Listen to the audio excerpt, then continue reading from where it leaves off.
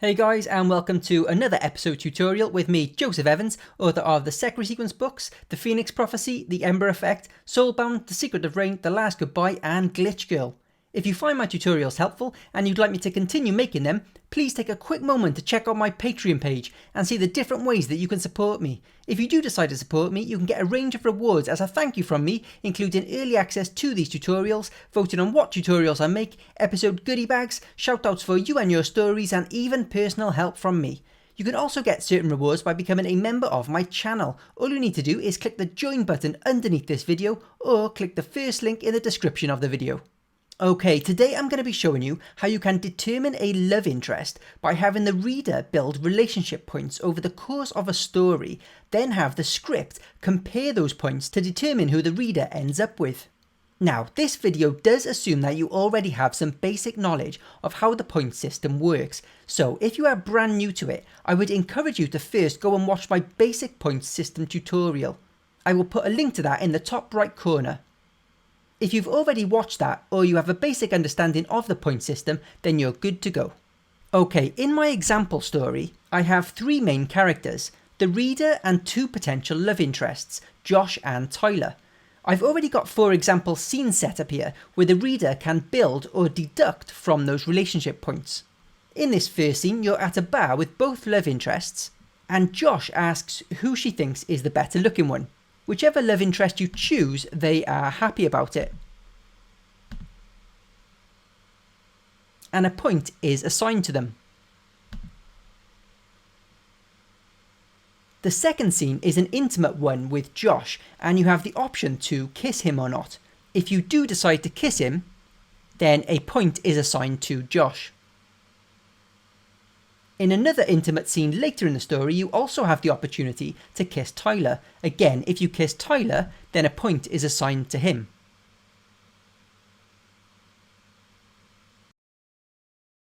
In this fourth scene, you're eating one of your colleagues' bagels at lunchtime, and she confronts you about it. You can choose to either blame it on Josh, blame it on Tyler, or admit it was you. If you blame it on Josh or Tyler, a point this time is deducted from them respectively, because you're doing something that is going to damage your relationship. Finally, we have a scene where you've been invited on a date by an anonymous note on your desk. You turn up to this fancy restaurant, and the idea is that the person who set up the date is whichever one of those guys that you have the best relationship with, and they walk into this scene ready to wine and dine you. Now, if you've watched my basic point system tutorial, you should already understand how all of this works up until this point.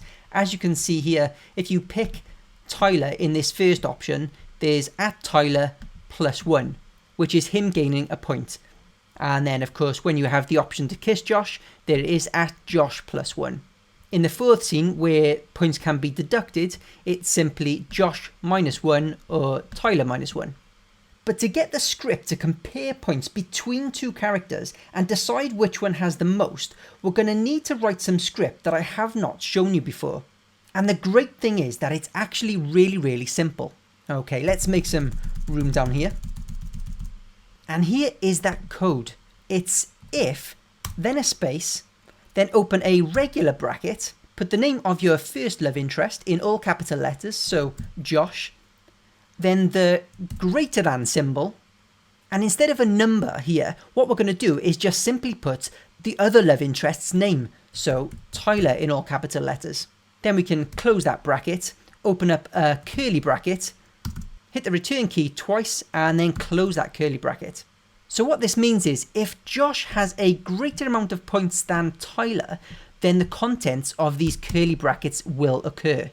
Now we need to add in the code for the opposite. So we put elif on this line, then a space again, open up another regular bracket, and then we just need to swap the names around. So Tyler is greater than Josh.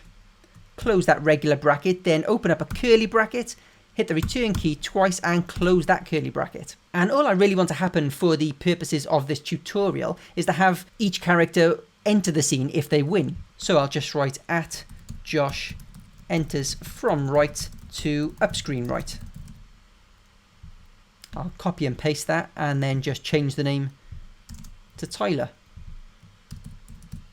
And that, guys, should do the trick. Let's test it out. So which one of us is better looking? Let's try Josh first.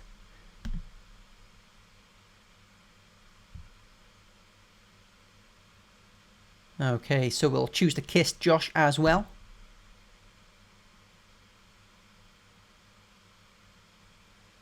And we'll reject Tyler for now.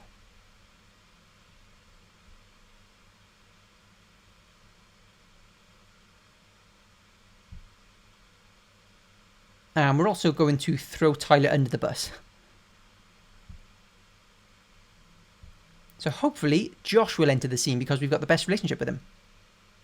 And there he is.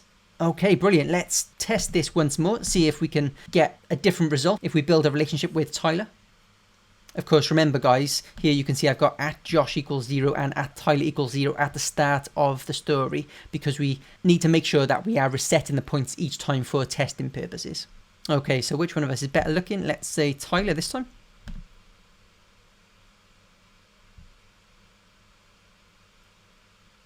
Let's reject Josh.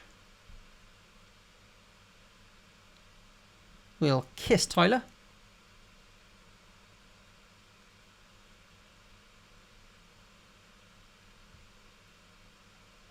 And then we can just come clean in this one because we've already built up enough character points for Tyler to hopefully win this. Let's see what happens. There we go. There is Tyler. Brilliant. Here's another cool thing, guys. If you ever need to check how many points each of your characters has, you can click on story modifiers, then character points, and it'll actually show you here. So yeah, we've got 0 on everybody except for Tyler, who has 2 points right now. So that's really handy if you need to keep a track. Now, here's another thing. What if the reader has an equal relationship with both love interests? It is possible for this to happen, so we need to add in a third option. Let's go back into my script. And right at the end of this piece of code, what we need to do is put in the word else and then open up another curly bracket, the return key twice and close it. So the contents of these final curly brackets is what happens if you have an equal relationship with both love interests. Now what you put in here is completely up to you. You could choose one of the love interests for the reader by simply writing @one of them enters from right to upscreen right. You could have them end up with nobody by saying your date didn't turn up maybe. You could even have them both appear wanting a polyamorous relationship. Or you could give the reader the option to choose between the two for once and for all. I like the sound of the last one. So in here I'm going to put a narration bubble, narrator, saying you have an equal relationship with both guys. It's time for you to choose.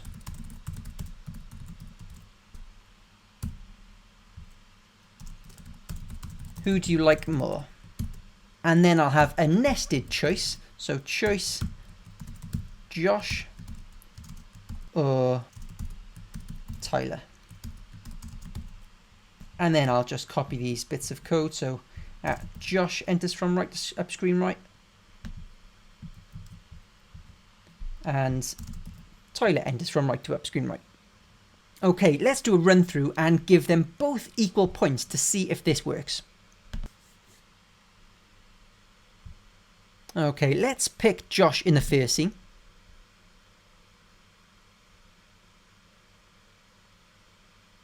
And we're also going to kiss Josh.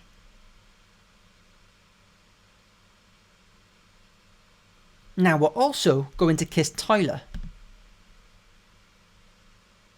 So that's 2 to Josh and 1 to Tyler. And now, how about we deduct a point from Josh, which will take them both down to 1 each.